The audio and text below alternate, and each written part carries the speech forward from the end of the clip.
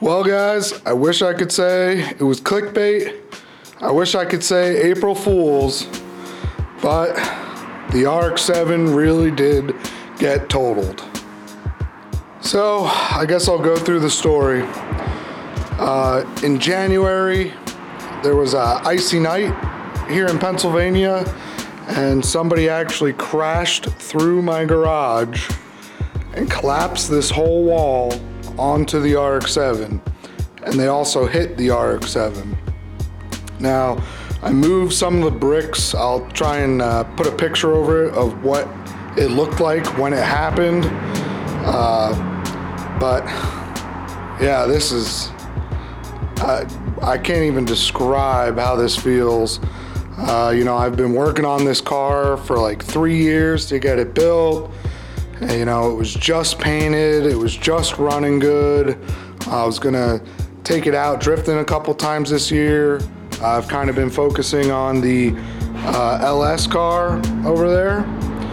But as you can hear, I live kind of close to a road, and there's a curve right before my house. And it was icy, the guy went off the road, hit the garage, and came through. So let's take a closer look at some of the damage on why the car's most likely going to be totaled out.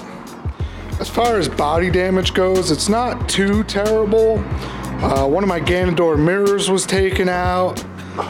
This fender was ruined. This headlight cover, obviously more fender damage.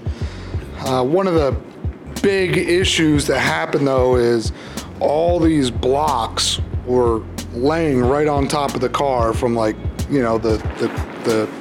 was a truck that hit the garage and it kind of shot bricks all over. Now luckily the Beamer was over there, so it wasn't touched, but also obviously the windshield was broken. But one of the bigger concerning things is right here.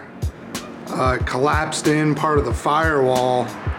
And then the biggest thing that really sucks is there's actually a lot of engine damage that happened due to the blocks. So one of the other things is I had the car on a jack stand over here because I was working on this brake caliper. Well, there was a pile of oil here. You can kind of see the remnants of it.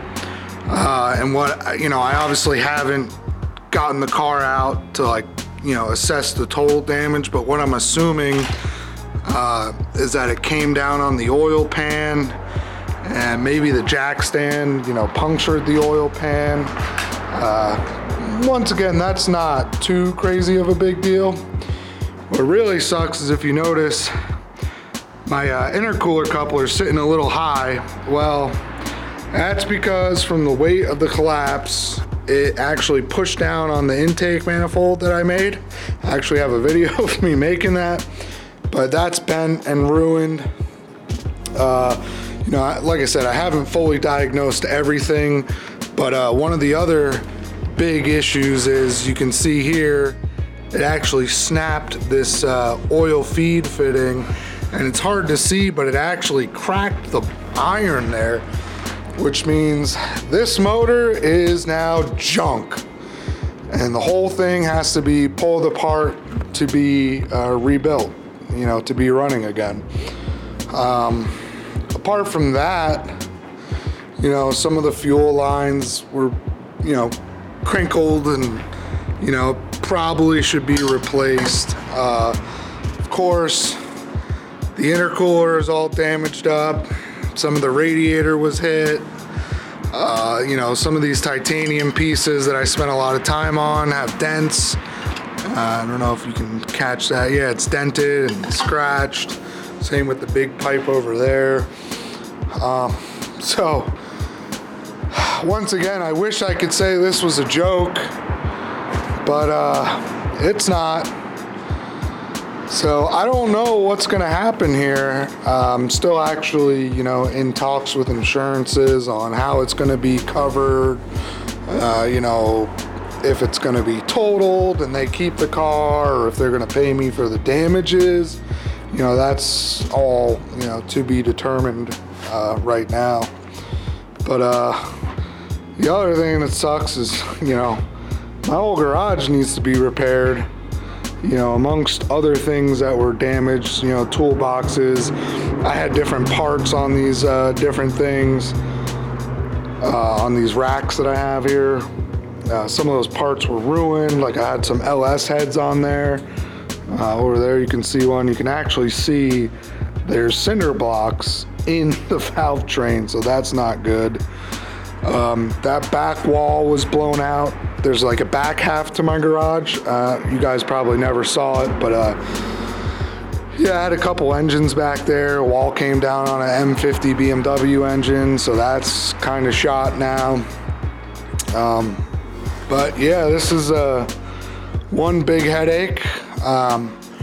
But in good news, the reason I haven't been updating lately is, you know, I have a newborn daughter, so I've been taking care of her. And one thing I can't stress enough is I really got a good group of friends helping me out. I mean, the night this happened was actually the day before my girlfriend went into labor, and all my friends came over here and they basically said, like, go inside, get ready to go to the hospital, we'll take care of everything. And my buddy Jason's 240 was here. They took that car out. They took the Beamer, which wasn't completed at the time. They brought it to my other buddy's shop, and you know, I actually didn't finish the car. My buddies got together, and you know, of course I had all the parts, but they did all the wrenching on it to get it, you know, to where it is now, which as you saw, I posted a YouTube short of the car on the dyno. That was just the break-in run. We're actually going back to the dyno this month to get fully tuned for power, along with putting the SLR kit on for steering angle. Got to do that yet. But here's the paint livery, looking pretty good. This little spot here I got to fix up from when we were peeling paint, but yeah, it's you know, this is real sad for me. As if longtime followers of the channel know, you know, I started this build, you know, 3 years ago, and the majority of the first videos I uploaded was me working on this car when, you know, it was just a bare shell, and I did all the work to it. I think one of my first videos with this was welding in the roll cage. And yeah, there wasn't even an engine in it when I started my YouTube channel. So this car has really been around since I started doing YouTube, and was just about finished.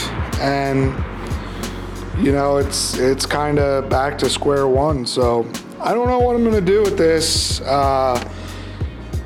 You know, it kind of really all depends on what happens with insurance. Maybe I reshell it and rebuild the motor. You know, maybe it's salvageable. You know, I'm not sure yet. Gotta wait to find out how that all plays out.